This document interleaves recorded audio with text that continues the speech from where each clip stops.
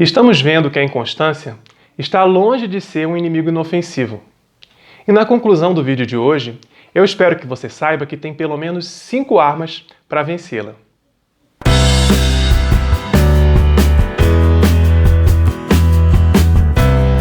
As armas estão no final deste vídeo, que é a continuação de uma mensagem na qual estamos analisando a vida de Rúben, filho de Jacó.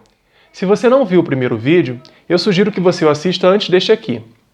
Os eventos de que a gente está falando estão entre os capítulos 35 a 50 de Gênesis. Rúben era inconstante como a água, impetuoso como uma enchente.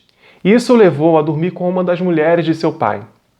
A Bíblia não diz que eles tiveram um caso.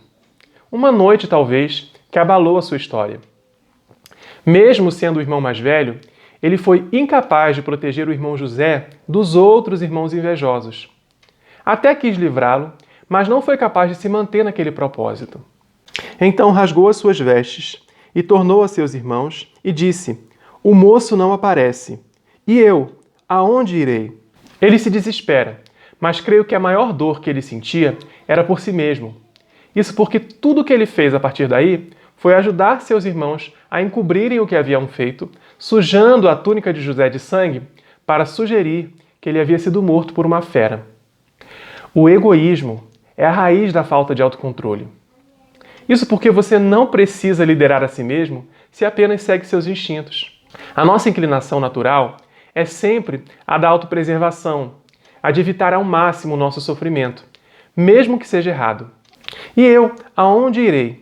Ele pensou na dor de José, que nunca mais viria sua família, na dor do seu pai, que só sabia que algo terrível acontecer ao filho, o que pode ser uma tortura maior do que simplesmente saber que ele tinha morrido. Mas uma hora a conta chega. O egoísta é incapaz de se reconhecer como responsável pelo próprio sofrimento. Anos depois, ao se deparar com o que parecia ser um castigo de Deus pelo que haviam feito, só faltou Rúben dizer que era uma vítima. E Rúben respondeu-lhes dizendo: "Não vou-lo dizia eu, dizendo, não pequeis contra o moço, mas não ouvistes. E vedes aqui, o seu sangue também é requerido." O medo de Rúben fazia sentido, porque no fundo, sabemos que não podemos viver para nós mesmos. Não somos o centro. E se é assim que estamos vivendo, uma hora precisaremos prestar contas àquele que é a razão de tudo. E não pense que só os inconstantes terão que prestar contas, porque algumas pessoas conseguem ser fiéis e constantes vivendo para outros propósitos. Exércitos podem ensinar os soldados a serem fiéis com árduos treinamentos para lutar por motivos nobres ou vis. A ambição pode levar pessoas a serem altamente disciplinadas. Então só existe uma razão capaz de dirigir as nossas vidas à verdadeira fidelidade e domínio próprio. Enquanto Deus não for o centro de nossas vidas, tudo estará fora de ordem. Mas Deus é capaz de cumprir seus propósitos mesmo diante dos nossos erros. Deus permitiu que José se tornasse escravo, fosse preso e depois, ao interpretar um sonho de Faraó, se tornasse o governador do Egito. Era Deus quem havia dado o sonho a Faraó para que José o interpretasse e assim salvasse milhões de pessoas da fome que estava por vir. Agora há escassez de alimento em todas as terras, inclusive na da família de José. Os seus irmãos vão até o Egito, onde há comida. E quem é responsável pela distribuição? José. Seus irmãos não sabem quem ele é, mas ele os reconhece e resolve testá-los. Ele os acusa de serem espiões, e eles se defendem contando a história de sua família. José vende comida a eles, mas prende um, o Simeão, e diz que para o libertar e comprar mais comida, eles precisam trazer o seu irmão mais novo, Benjamim. Benjamim era o único irmão de José por parte de mãe, Raquel. Ele não participou do crime que os outros irmãos haviam cometido, ele era uma criança na época. Ele não havia ido com os irmãos para comprar comida, porque o seu pai, Jacó, agora ele era o preferido dele, e Jacó temia que algo lhe acontecesse. Ao retornar, os irmãos precisam convencer o pai a deixar Benjamim ir com eles ao Egito. E quem é que tenta convencê-lo? Rúben. Mas Rúben falou ao seu pai, dizendo: Mata os meus 2 filhos, se não te tornar a trazer. Dá-mo em minha mão, e te tornarei a trazer. Veja o exagero de Rubem aqui. É assim que muitas vezes tentamos lidar com a nossa inconstância.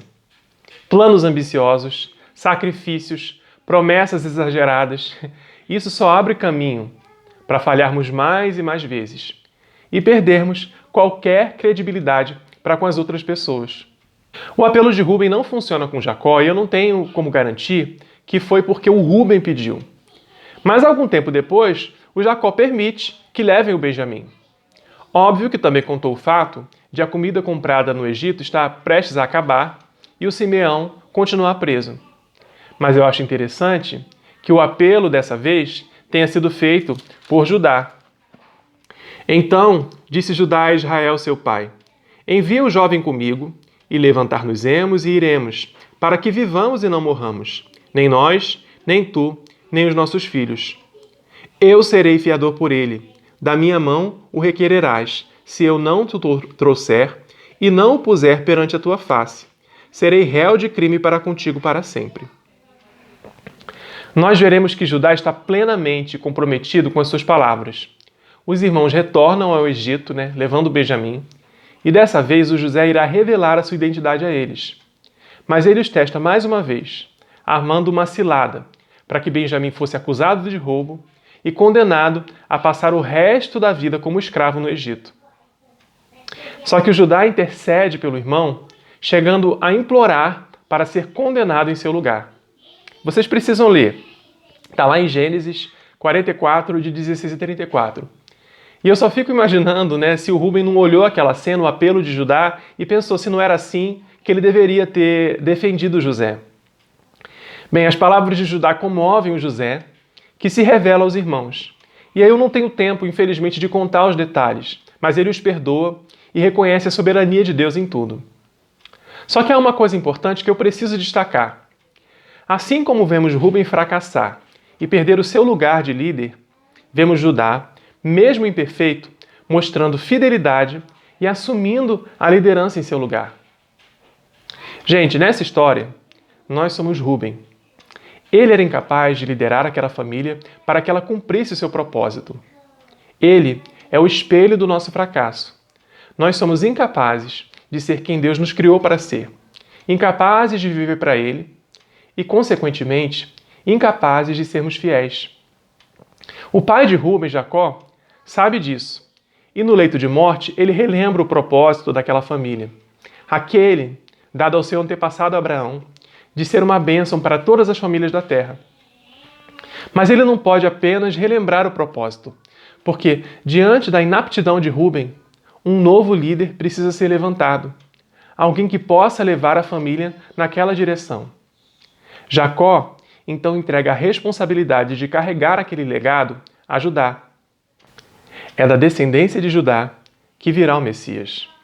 Judá, a ti te louvarão os teus irmãos. A tua mão será sobre o pescoço de seus inimigos. Os filhos de teu pai a ti se inclinarão. O cetro não se arredará de Judá, nem o legislador dentre seus pés, até que venha Siló, e a ele se congregarão os povos.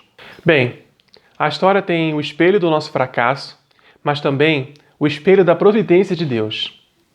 Mesmo que conheçamos o nosso propósito, viver para Deus, nós somos incapazes de cumpri-lo.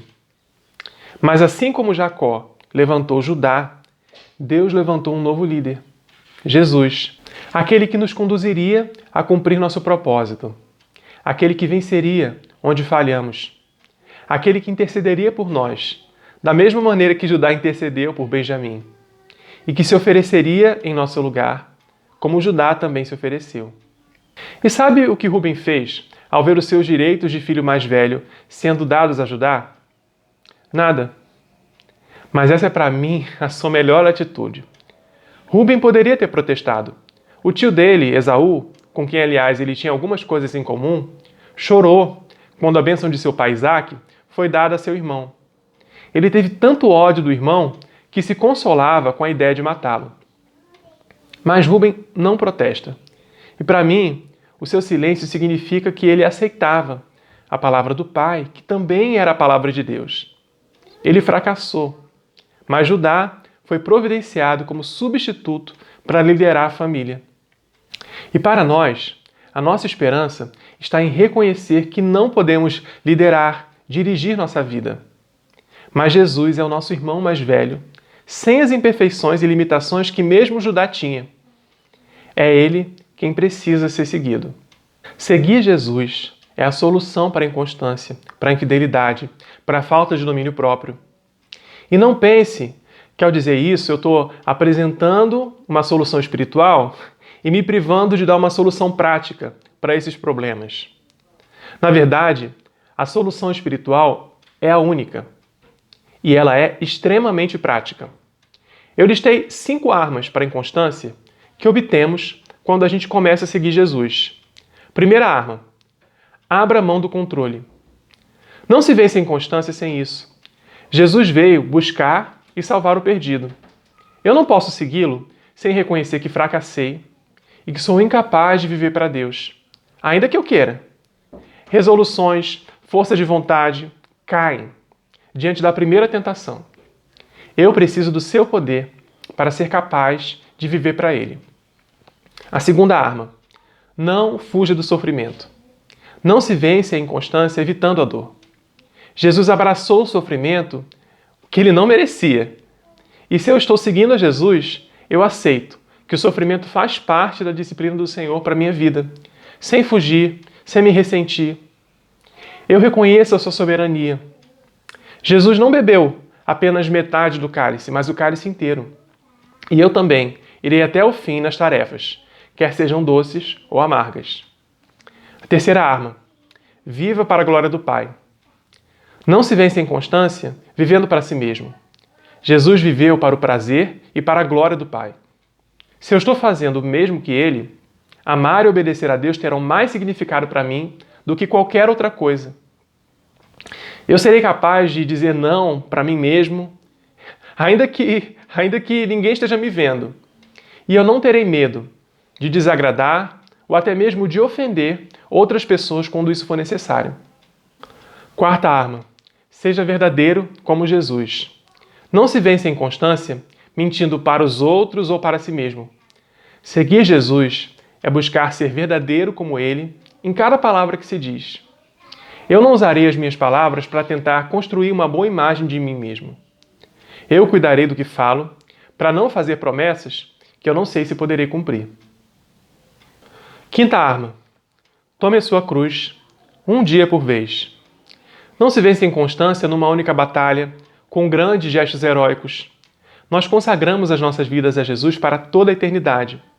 Mas essa consagração é vivida quando o seguimos um dia de cada vez. Eu não desprezarei as pequenas coisas, mas exercitarei a minha fidelidade a partir delas. Eu me abrirei para receber a ajuda dos meus irmãos que também estão seguindo a Cristo. Eu celebrarei as pequenas vitórias.